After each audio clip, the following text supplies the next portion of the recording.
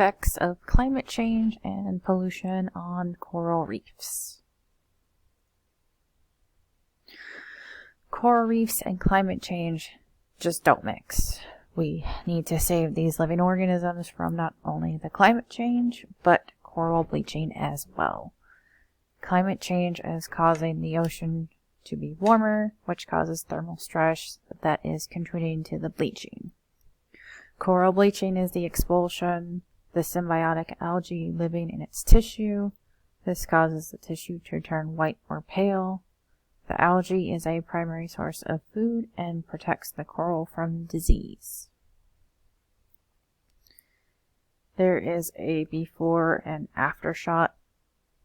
The before picture on the top is a prime example of what healthy coral looks like. It's plentiful, colorful, vibrant. Fish and marine life thrive in this biome created by coral reefs. And the picture on the bottom is an example of bleached coral. Its pale and white appearance indicates a lack of that algae. And some of the contributing factors include, but not limited to, climate and temperature, solar radiation, underwater exposure, sedimentation, and inorganic food.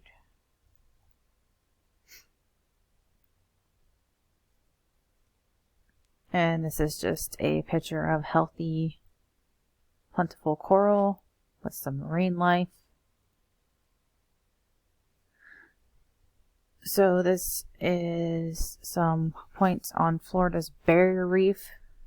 Coral reef restoration is going underway in the state of Florida. The Moat Marine Laboratory and Aquarium have been able to restore over 100,000 coral to the Florida reef. They have land-based nurseries that grow over 34,000 fragments, 17 species, and just over 1,100 unique genotypes, including branching and massive corals.